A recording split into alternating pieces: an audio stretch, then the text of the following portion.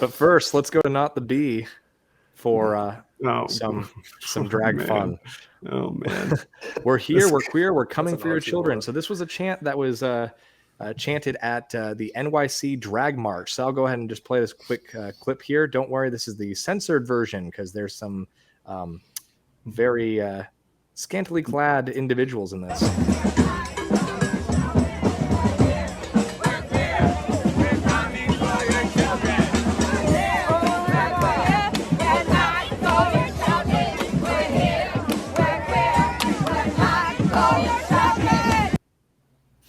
Doesn't So there even it was, rhyme. folks. We're here, we're queer, we're coming for your children. John, Doesn't what was even your rhyme. initial reaction to that?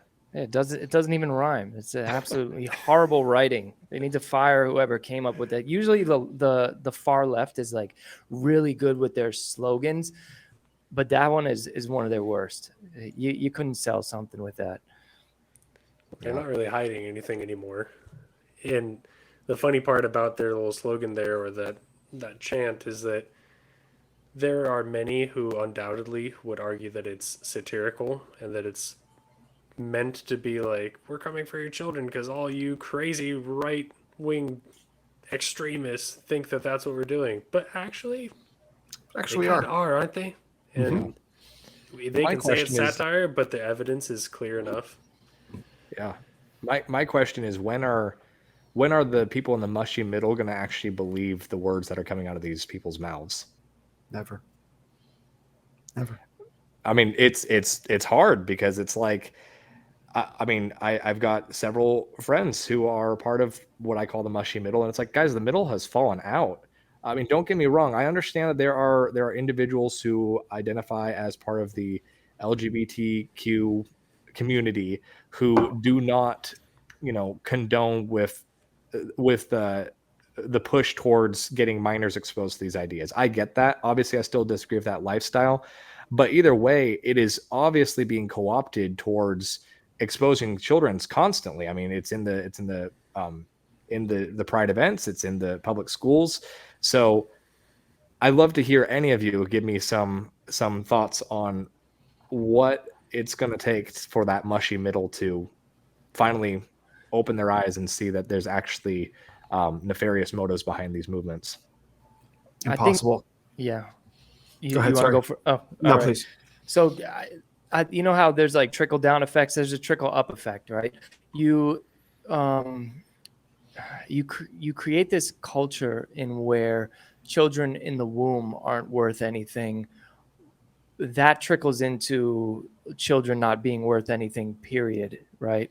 And I think that we have this mentality where we have gone soft on how we protect children, right? Like we've just gone soft on it as a society, and we are not looking at these people as a threat. And when I say these people, I mean, going back to what I said earlier, separating the individual from the agenda, right?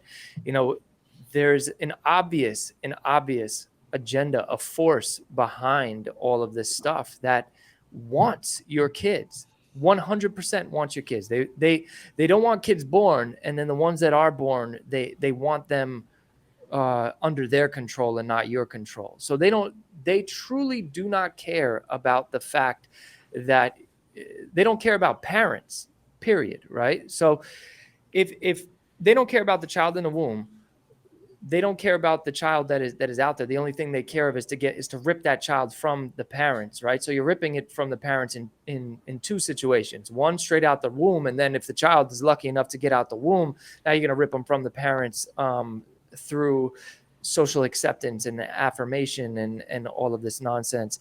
And I just think that us as a society, the men we just went soft in when it comes to protecting our children, right? And when we all have this inherent, like when we see the pedophiles exposed videos where I forget, Chris Hansen, I think is the guy's name. He's like, have a seat. Yeah, it's like we've had a seat as a society and we need Chris Hansen to come in and be like, what the heck are you guys doing? What are you doing? That's good. So I just think that we've went soft, and I'm not too sure if if the majority of men today are going to step up, and if we have more women fighting for this stuff than we do have men. Mm-hmm. Yeah. Mm-hmm. Will, you're gonna like this, but Mm. earlier today, for the first time ever, I watched American Sniper. Pretty decent Oh, film. it's a great film. Solid. Yeah. Solid. Very realistic, almost Mhm. unpleasantly so. But Mhm. at the very beginning, there's a dialogue between the protagonist's father and him as a kid. His dad says, "There's three types of people in the world. There are sheep, there are wolves, and there are sheepdogs. The Mhm. sheep are just going to go along and are going to be victims. The wolves are going to look for victims to take advantage of. And the sheepdogs are going to protect because they have all this aggression pent up, but they know not to misuse it." And what it seems to be in our culture is that many of the sheepdogs have become too domesticated. They're lapdogs, and the sheep are vulnerable, and that's the what I see as the mushy middle in this circumstance is these people who are not. It's not that they're unintelligent; they're uninterested. They're complacent Yeah. in their. I mean, they are unintelligent as a byproduct of their complacency. People who choose ignorance and choose to listen to the media and choose to be swayed by moral relativism. And Lord knows we need more sheepdogs to bare our teeth and fight back against the wolves. And I know that's very divisive language, and it makes it very us versus them. But for the sake of righteousness, I believe in that. Maybe not so much for the sake of American politics, Mhm. but we serve a king who is far greater than any president ever could be. And for the sake of righteousness, we absolutely need to protect people as best we can against the wolves who are hunting and feasting upon the vulnerable mushy middle who are complacent in the way that they're going to go along and just allow the world to shape their ideologies. Mhm. Yeah. They constantly want to feed the alligator in hopes that the alligator will eat them last, but at the end of the day, they're going to be eaten by the alligator. Mhm. Yeah. I want to. Go ahead. I want to. Can I pitch an idea for you about how to think about this? This is how I think about it. It's not.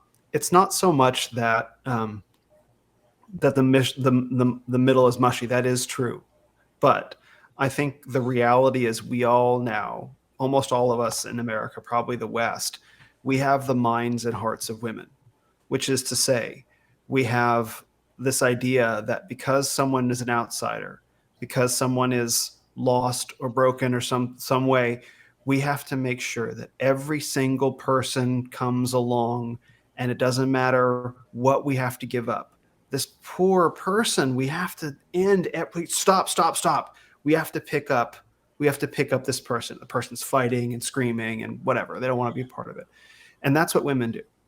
That's how women are, because they're agreeable. They have to make sure to bring all the children along.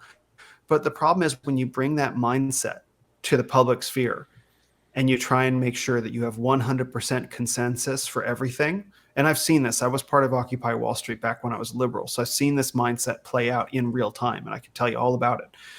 So as a result of that, what do? We have a society that tolerates and seeks to include inclusivity, even the most radical outsider, and everyone has to be reduced to their standards so that they don't feel uncomfortable, because that's what women do. So we all have, many of us, and we're working to purge our systems of it, right? That's part of what we do as men right now, is get it all out of ourselves, working to purge. So it's like, you know what? You ain't coming along. Bye. And just let them go. And the thing is, the mushy middle, they have the hearts and minds of women, and they would never be able to understand or comprehend or support a world where a gay person or a feminist woman or whatever is left out. They would not be able to stand it, because they don't have the internal testicular fortitude, man or woman, to say, you are dragging us all down.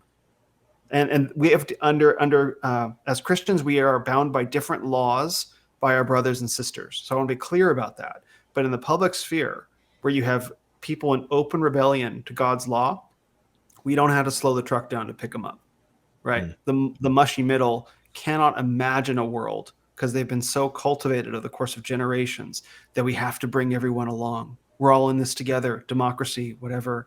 It's like, no. So when I say I don't think the mushy middle is ever coming along, it's not that they're mushy. It's that they have the minds and hearts of women, and they could not for a second hold their pee, so to speak, if they saw a poor little gay person crying because they lost something that they can't have anymore. And so I just kind of say that they're not coming along because they couldn't handle that discomfort of seeing someone suffering in their own choices. That's how I process it.